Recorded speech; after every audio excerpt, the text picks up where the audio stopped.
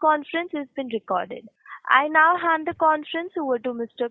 Karan Tohrani. Thank you, and over to you, sir. Morning, everyone. On behalf of Elara Securities, we welcome you all to Q1FY26 conference call of Affle 3i Limited. I take this opportunity to welcome the management of Affle 3i Limited, represented by Mr. Anuj Khanna Soham, who is the chairperson, MD, and CEO of the company. We also have Mr. Kapil Bhutani, who is the Chief Financial and Operations Officer of the company. Before we begin with the discussion, I would like to remind you that some of the statements made in today's conference call may be forward-looking in nature and may involve some risks and uncertainties. Kindly refer to slide 23 of company's earnings presentation for a detailed disclaimer. I will now hand over the call to Mr. Anuj Khanna Soham for his opening remarks. Thanks, and over to you, Anuj.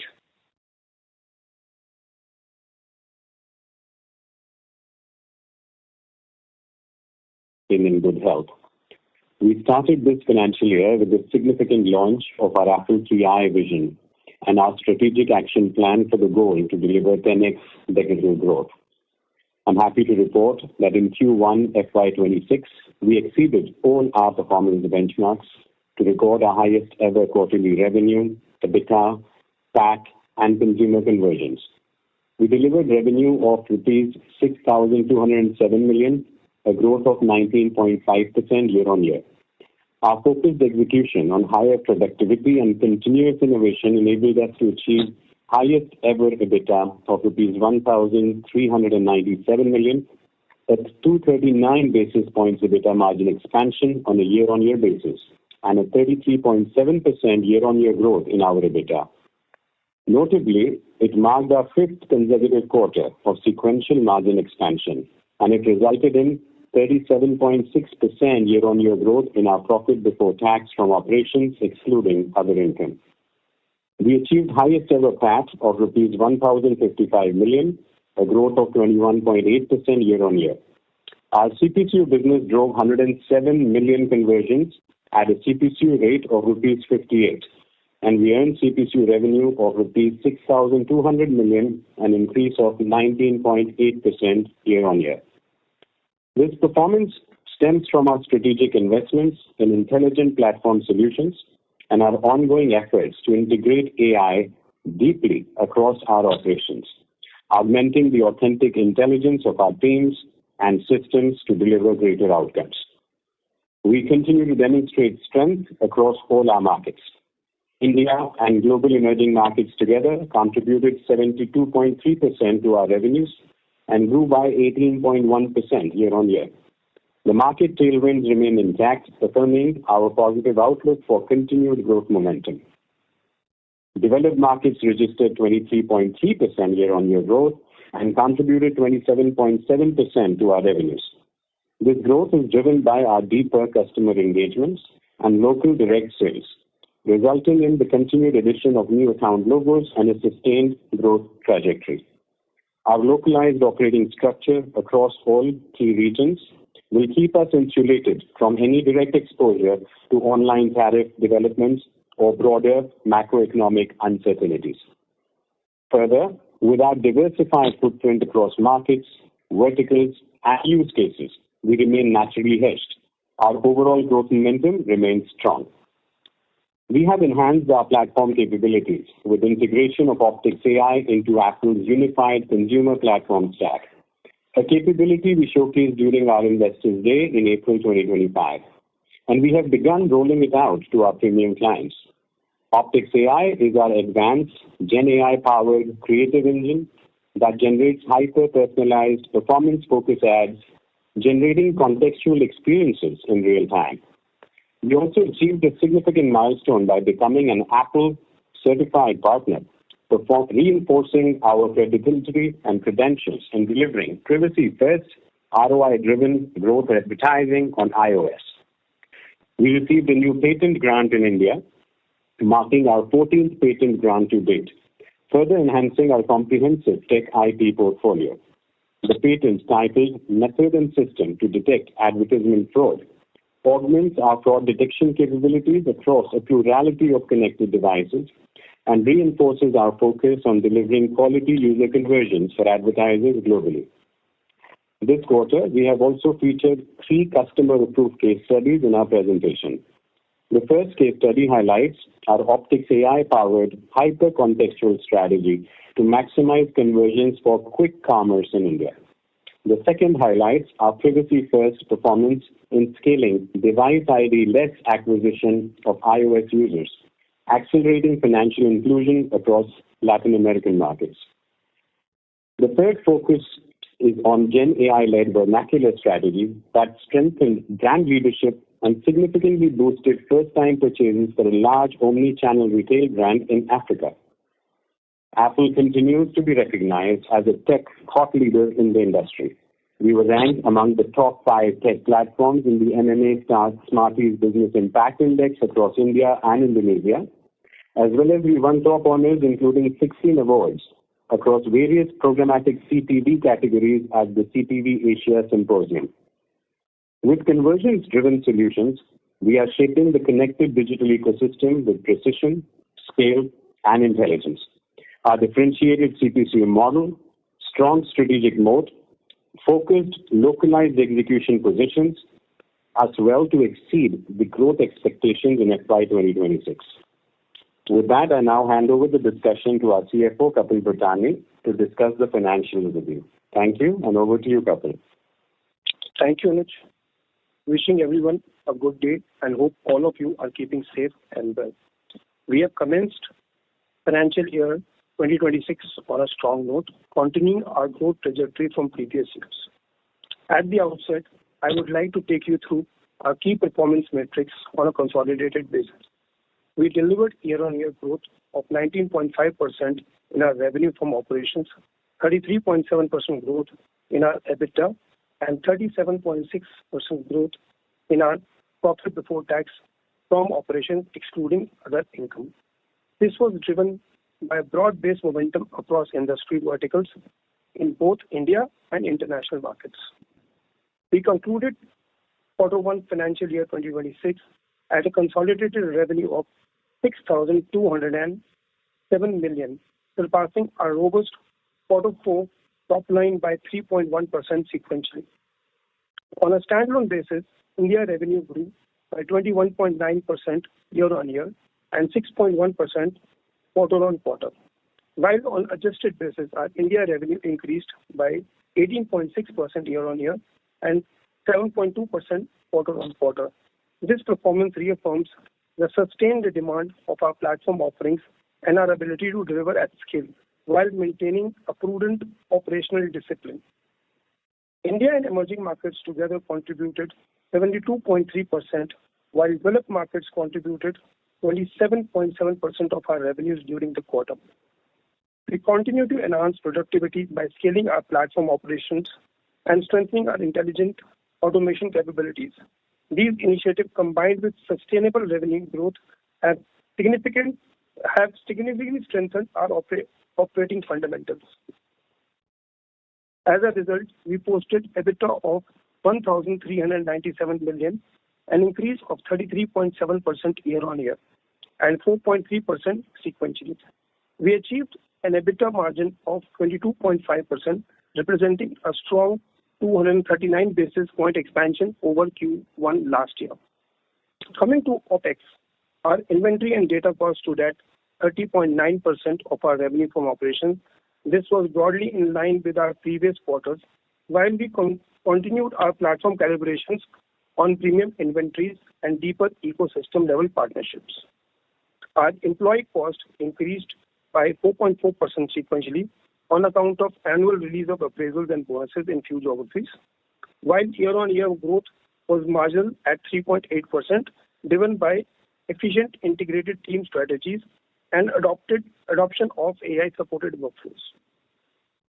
Our other expenses stood at 6.8% of our revenues, declining by 31 million on a sequential basis. Even with increase in marketing and trade promotion expenses as per plan to support our continued growth initiatives, the decline in other expenses is attributed to broad-based efficiencies across miscellaneous expenses category, including benefit of equalization levy. We achieved profit before tax of 1,292 million, reflecting growth of 21.2% year-on-year and 4.3% quarter-on-quarter. Notably, if we exclude other incomes and solely analyze core operating profit performance, the underlying growth is even more pronounced. Our profit after tax stood at 1,055 million, an increase of 21.8% year-on-year and 2.4% quarter-on-quarter. Our PAT margin improved to 16.5% of total revenue, up from 15.9% in quarter one last year. On a sequential basis, we maintained our PAT margins despite higher effective tax rate of 18.3% compared to 16.8% in Q4. The lower ETR in Q4 was due to recognition of deferred tax in that quarter. We continue to prioritize efficient working capital management, and as such, there was no material change in our collection risk. Grounded in disciplined financial and risk management, along with efficient execution, we are well positioned to capitalize on the market opportunities to deliver sustainable growth through FY26 and beyond. With this, I end our presentation. Let's please open the floor for questions. Thank you very much. We will now begin the question and answer session. Anyone who wishes to ask a question may press star and one on their touchtone telephone. If you wish to remove yourself from the question queue, you may press star and two. Participants are requested to use handsets while asking a question. Ladies and gentlemen, we will wait for a moment while the question queue assembles. We take the first question from the line of Karan Taurani from Elara Capital. Please proceed. Hi. Firstly, congratulations to the management for a great set of results. My question was, pertaining more in terms of EBITDA margins. In the last 8 quarters, we have seen a consistent improvement in EBITDA margins, and that's not been on the back of gross margins. They've held on, but it's been more in terms of the efficiencies around the cost side. So we just try to get some kind of color here in terms of outlook. Where are we in terms of operating efficiencies? What is the headroom here for margin improvement from medium-term perspective? What is the management aspiring as a band, for EBITDA margins? And what drive this? Is it AI initiatives? Is it, cost containment? Is it growth? What could be the things here? Yeah.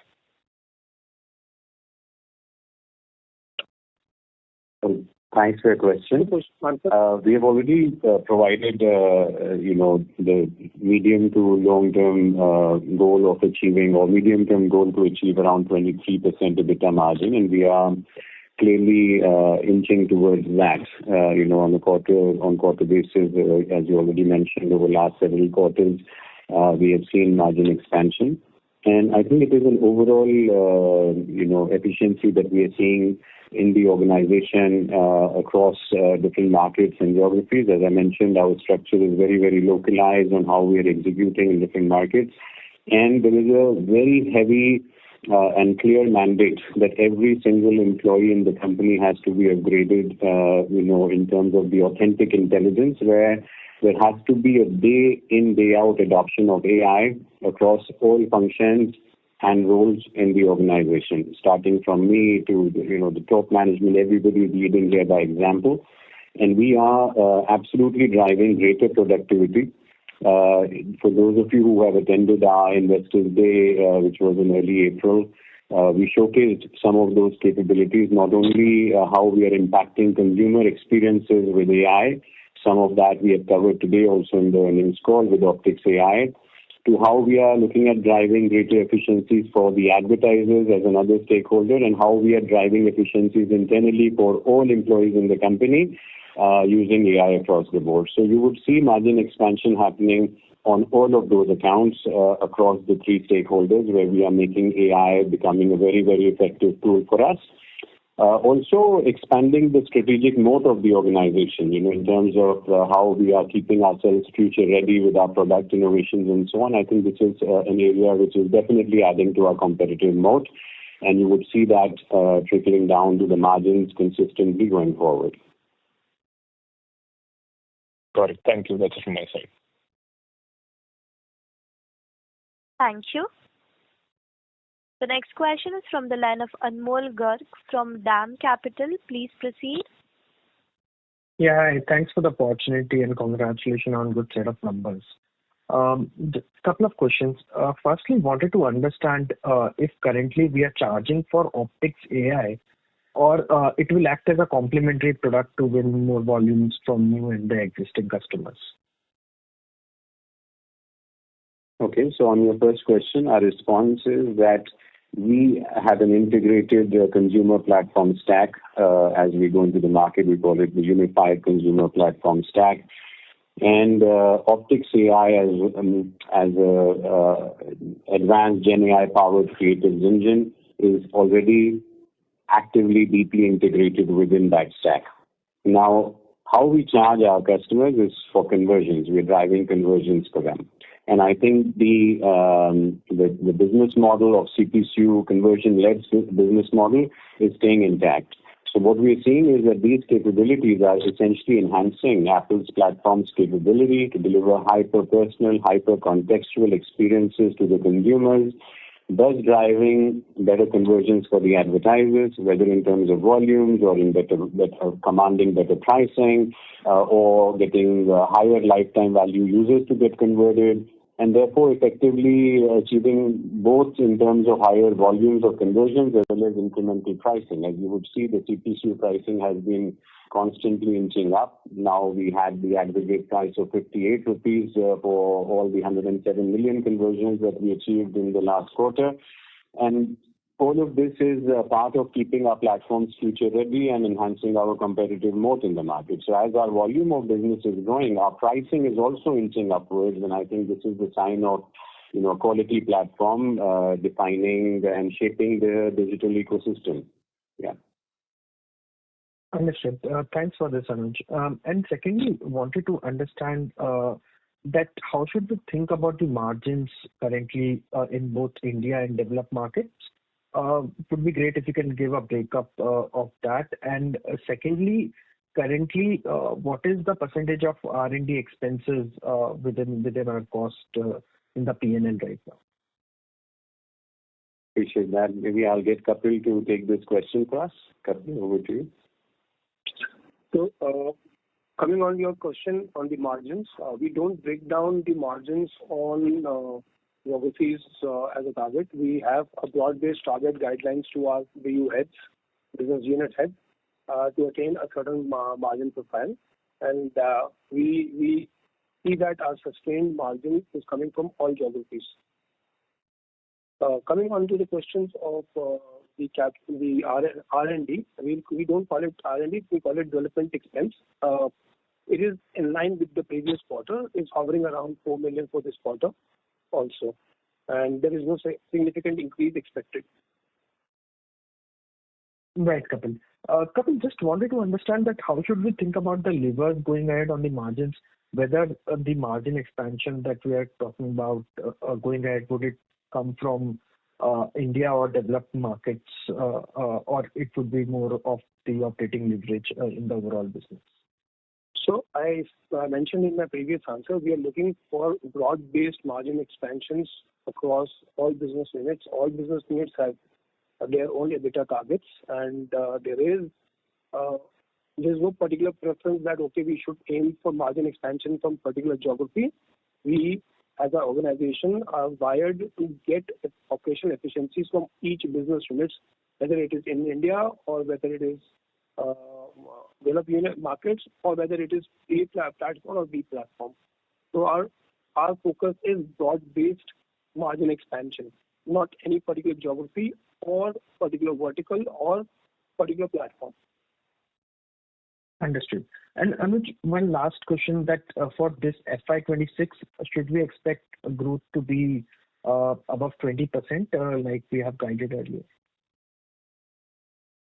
Thanks for that question. Look, we are deeply growth-oriented and a bottom-line sensible organization. We are looking at an organic, consistent growth pattern or a sustainable, consistent growth pattern of about 20% on the revenues. And our goal is in the medium term to achieve 23% EBITDA margin as we continue our margin expansion goals. And I think this is something that we are pretty confident that FY26, especially now how it has started in Q1, and also how we are seeing the trend so far at the end of July for Q2.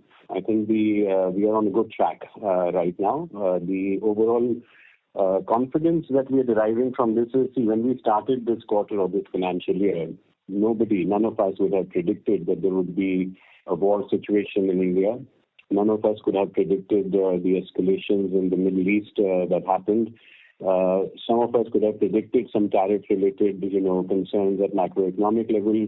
But all of this, the way it panned out, or even the airlines-related concerns, and I mean, a lot of these things can impact sentiment. It can impact, advertisers' thinking in a particular short-term period. And even with all of these that we certainly did not factor in when we started this financial year or this quarter, have still delivered the quarterly results that we are presenting to you today. So it shows that we are very, very resilient. And I'm very proud of the way our team is executing and the competitive moat and the resilience of our platforms and the CPCU business model, even in, let's say, tougher geopolitical macroeconomic situations, shows resilience. So now with the first 3 months already reported today for this financial year, the fourth month, which we are in, which is July, I mean, we can already see that we have a pretty strong, consistent growth momentum at this moment, which should yield us a good outcome for FY26. And I think that's why our commentary is that this is sustainable and we are confident about beating expectations. Sure, Anuj. Thank you so much for answering my questions. Thank you. The next question is from the line of Arun Prasad from Avendus Spark. Please proceed. Good morning, Anuj and Kapil. Thanks for the opportunity. Can you just give a broad-based commentary on what any categories which are doing very well? I know it's most of your categories is probably doing very well, but any category you would like to specifically call out, say, which is showing some signs of slowdown or some kind of macro headwinds, and which other category which is kind of turning around and may offset the strong sectors slowing down? All right. So the way we categorize our businesses in categories E, F, G, and H, we are seeing strong momentum in categories E as well as in category G. We have not seen any pullback or slowdown, possibly with some of the global factors that I mentioned in response to the earlier question. Had those not been there, we could have done more. But I think we take the current results as in line with our expectations and plans, and in fact exceeding that. So I think that is good. And categories E and G were obviously continuing a good growth momentum. In category F and H, we would also say that we are resilient. Now, there could be cases where, some customers, due to their own internal factors or due to macroeconomic factors, may shift budgets from one quarter to another and so on. But in terms of the medium-term or long-term trends across categories E, F, G, H, we see very broad-based growth and momentum across all the geographies, and we are pushing with direct sales and deeper customer engagements in each of these markets locally. So, and we are only increasing our efforts in these areas. So I would expect the trends to continue, given that this last quarter was a challenging time from a overall macroeconomic or geopolitical position, and the results are quite strong, and the momentum continues to be strong. So in categories E and G, we see strong growth momentums. In category F and H, we see still good resilience coming from the base of customers that we have, and we are only increasing that. Just follow up, Anuj. Within category F and H, there are so many subcategories. For an outsider like us to track, it would be helpful if we can, within the subcategories, if we can call out, then probably for us, it will be helpful to track it from our side. Fair enough.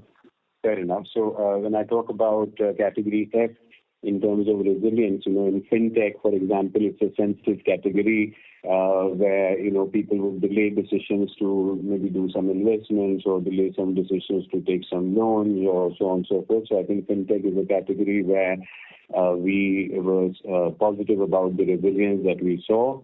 and even against the headwinds that were there.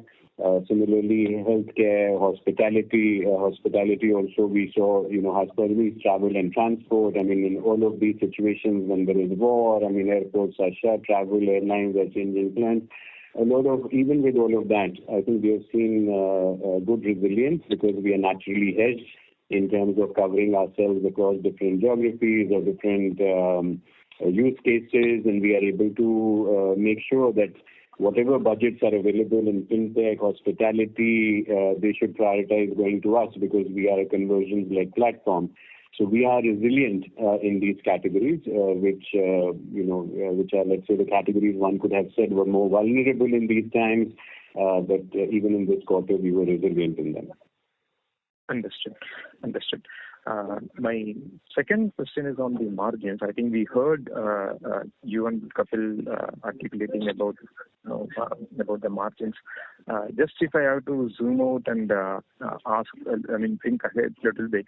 At some point of time, that operating leverage that you are seeing, probably your competition will also catch up.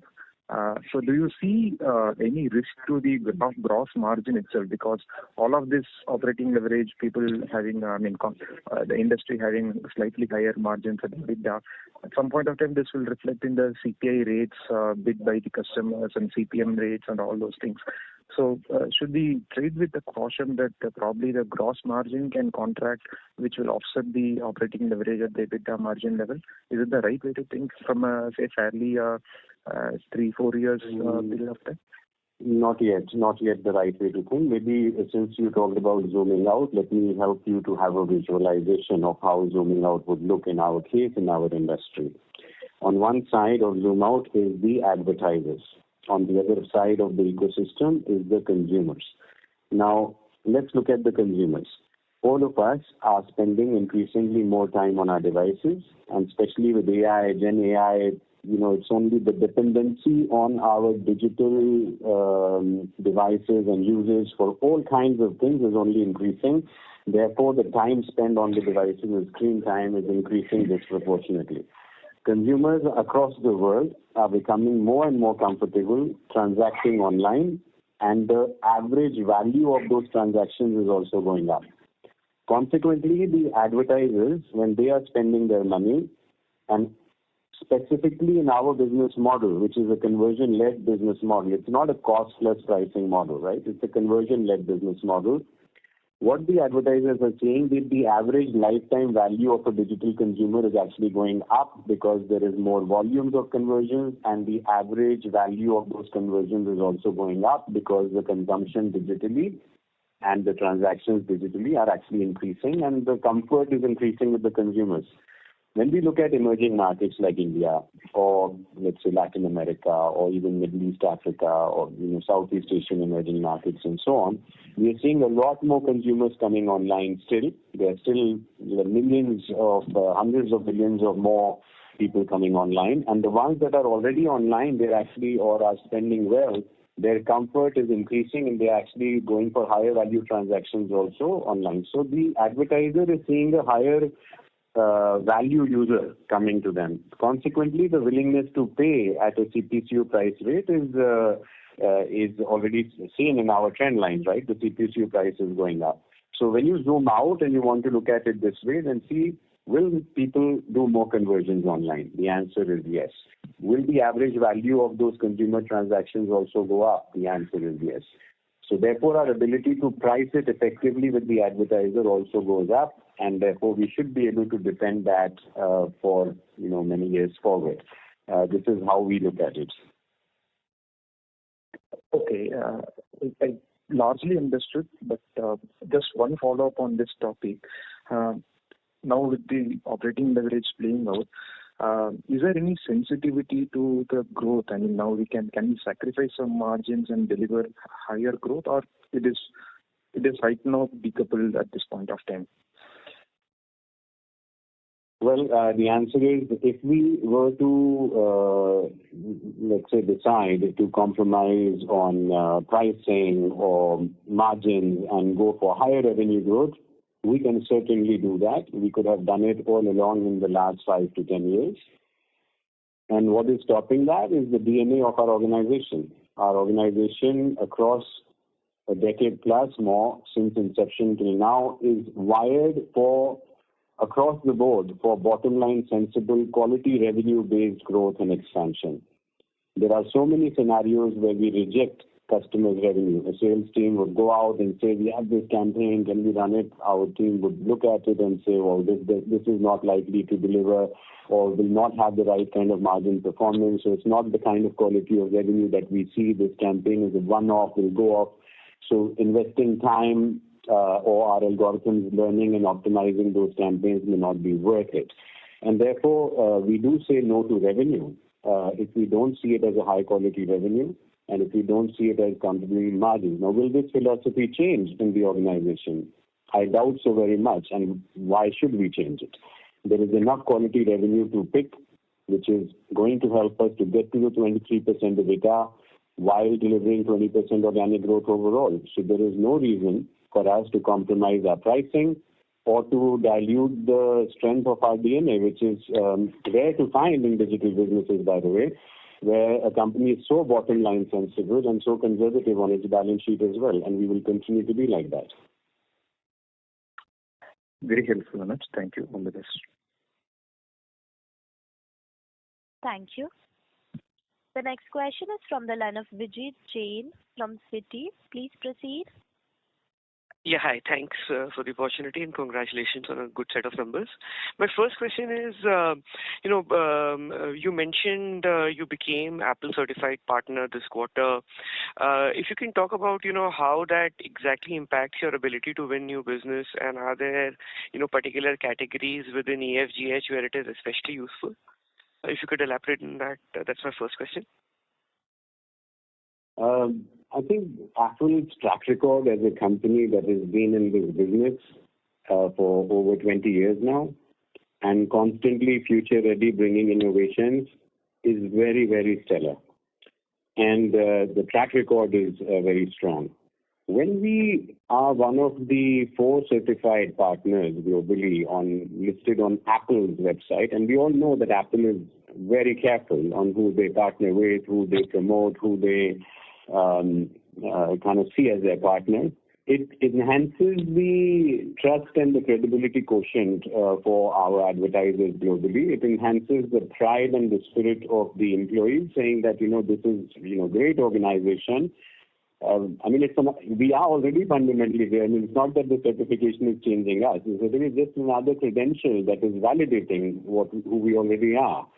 And then when we go out, win awards in industry thought leadership positions across the markets, whether it's, in a particular use case or another, it enhances our ability and strategic mode to grow not just revenues, but also respect with our customers. Our ability to charge better, our ability to retain customers and grow customers better increases. So we are basically winning trust and credibility and thought leadership through such credentials.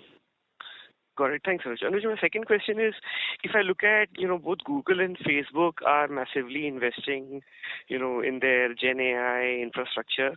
And if I see Google's result, it seems like, and with them moving on to add AI mode, it looks like ad loads are going to be fewer and they'll probably deliver higher conversions to some of what you were also saying earlier.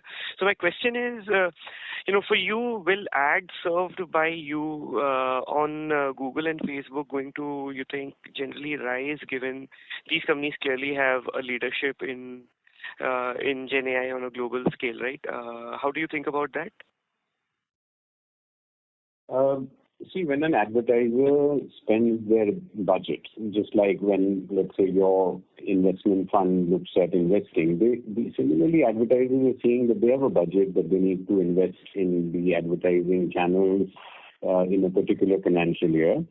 And for all the last 20 years since I've been leading Affle, I've seen that the advertisers would say that, they park aside a certain budget that they spend on these large walled gardens like Google or Meta and so on. And then they have a separate budget that they are spending on non-Google and Meta platforms.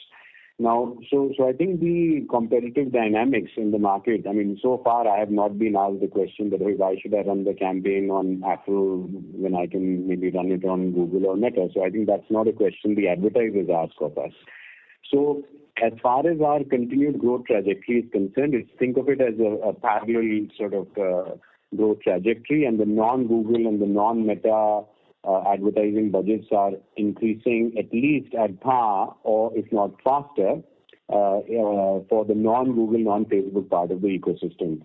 And then our platform is a consumer platform, so we are having a deep integration with Google and Facebook as well, and we are fully capable of taking our advertisers' budgets and telling them, instead of spending on Google and Meta directly, you can go through our platform and look at it overall, that, hey, this consumer is who you want to target and drive conversions from, and therefore let Affle optimize the campaign to get this consumer conversion for you, irrespective of whether the consumer is shown an ad on Google or Meta or in, let's say, a long-tail chess app that this user plays.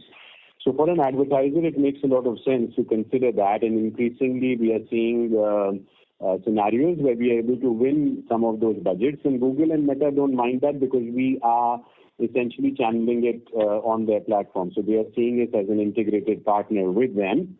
However, this is a very small part of our business today, and we see this as an area of growth, not an area which is on a competitive lens causing any issues to the non-Google Facebook part of our business, because those budgets are earmarked separately, and the industry for the last 20 years have operated in the same manner. Got it.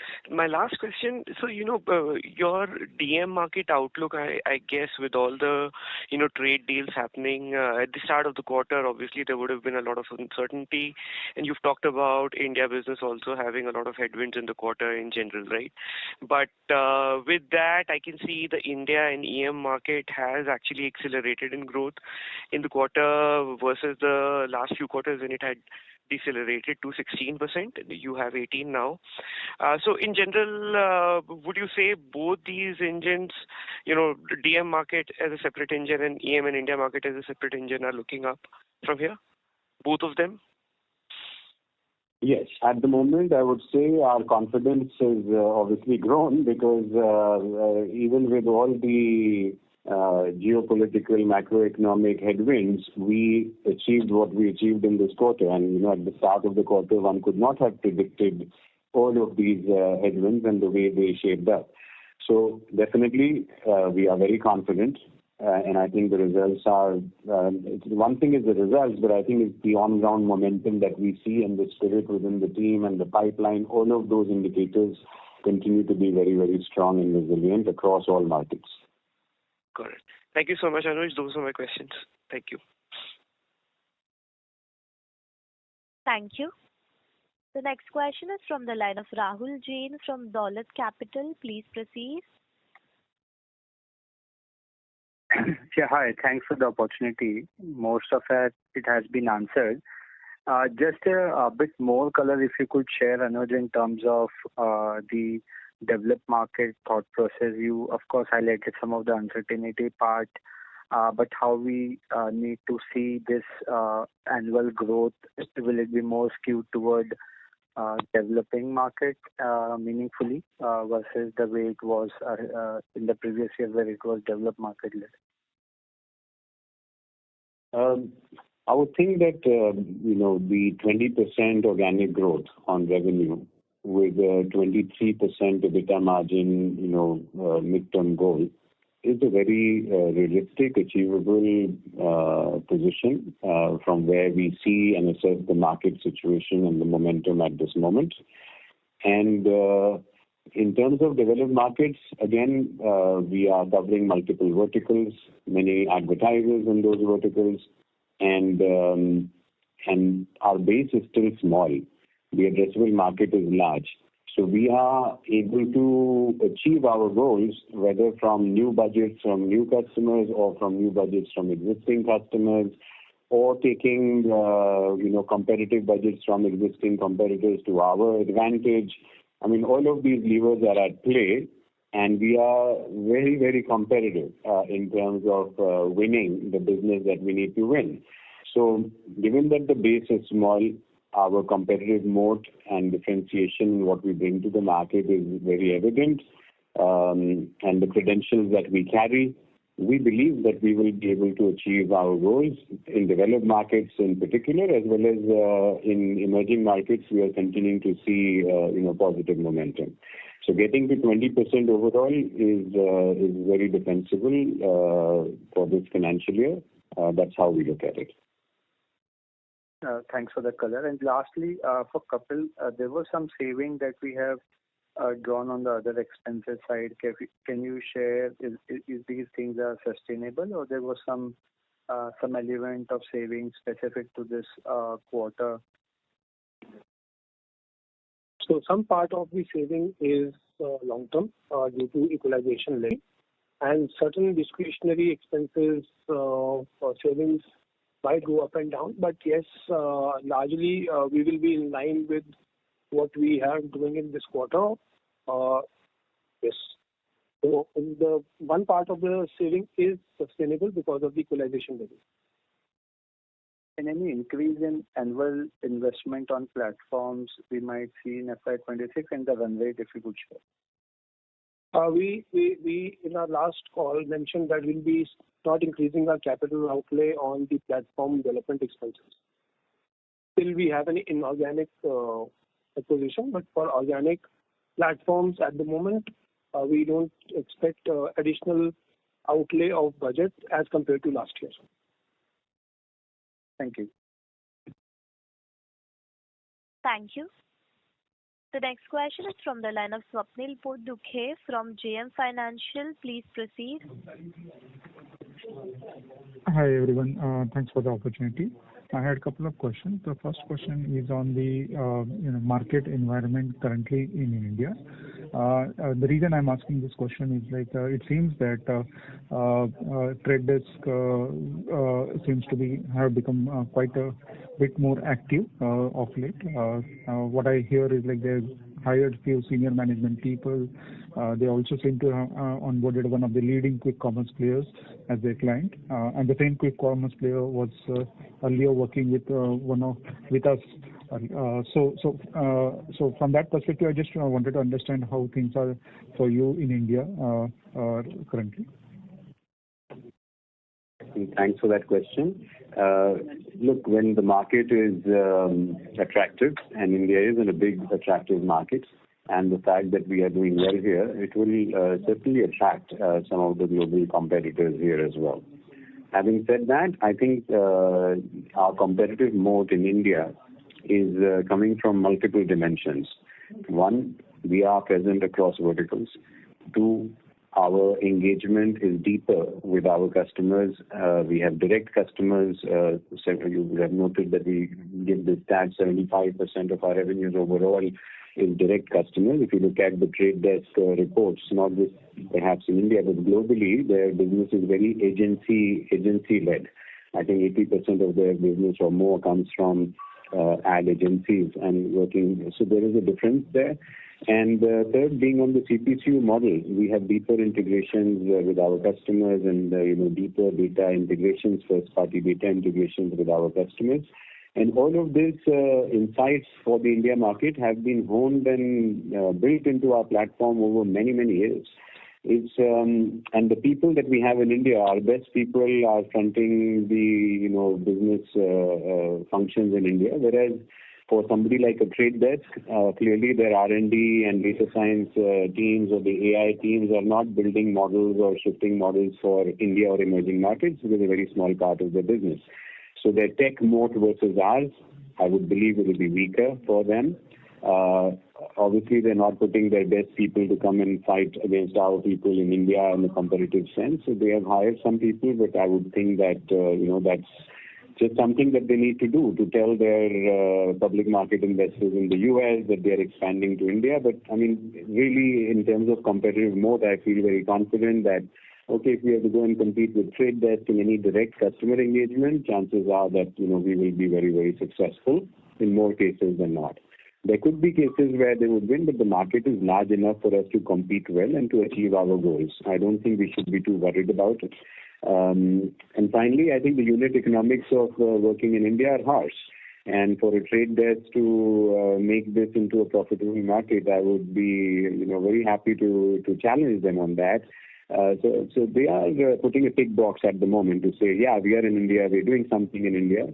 But I don't believe that they are on a strong footing for us to be worried or challenged by them at the moment. Got it, Anuj. The second question is on your medium-term revenue growth forecasting. You did mention 20% revenue growth is possible in FY26, but if I were to just take a medium-term perspective, let's say next 3-4 years, and especially given that EM and India have been growing less than 20% for a decent period of time now. So how do we see the revenue growth trending post FY26, especially because at some point of time your DM growth should see some moderation, that the base effect that you called out may not, that will catch up at some point of time, and possibly your growth will narrow down to the broader market growth there. So if taking a medium-term view, is that 20% growth sustainable, especially given EM and India are consistently growing less than 20% right now? I think it is sustainable because I would say that the base is still small and the addressable market is very large. And we are seeing new dimensions of, addressable market. And we're expecting that in emerging markets, we will also see gaming as a vertical becoming stronger over a period of time, which it is not at the moment. Okay, so when we look at developed markets, gaming is a stronger vertical there. In emerging markets, gaming is a weaker vertical, and we're going to see some very high volume and value verticals growing and becoming important in these markets, which have not been factored in perhaps the analysis that you're doing. So we are going to see market expansion. We're going to see more growth coming in certain verticals than what is factored in at the moment. So I'm pretty confident that achieving overall 20% growth is the minimum that I would model the company at for the next 3 to 4 years, and or even longer. I mean, we've already started my commentary and started this financial year, or rather our third decade, which is started in this financial year, by clearly stating our plans and strategic action plans to achieve a 10x growth, and to mathematically get to 10x growth, even if we take the whole of 10 years for that, would at least require 20% organic growth, and then augmenting that with inorganic growth, which we have the muscle power to execute on and the patience to wait for the right deal to execute on that. So I think combination of organic growth at 20%, defended by the fact that the base is small, addressable market is very large, there are many levers of growth yet to be tapped into for the future, and the fact that we will also be looking at inorganic selectively but surely will certainly give us the kind of growth momentum we're looking for. Your question was only for the medium term, 3 to 4 years, but we are taking a decade-long view to this, and we're pretty confident that we should find that kind of growth along the way. Got it, Anuj. Thanks a lot for answering those questions, and all the best. Yeah. Thank you. The next question is from the line of Deepak from Sundaram Mutual Fund. Please proceed. Yeah, thanks for the opportunity. Am I audible? Yes, you are, Deepak. Yeah, so my first question is slightly long-term in nature. So you must be aware that, Groupon recently stated that they are undergoing a major organized restructuring exercise, right? And the remarks made by the CEO was that it will likely impact, let's say, 45% of its US workforce. Now, I partly believe why this is happening is it's because of how AI is disrupting the agency model, let's say in terms of creative work as well as ad campaign execution. Right. So keeping this context in mind, and since 25% of our revenue comes from, let's say, ad agency, do we see any impact for us in terms of growth trajectory?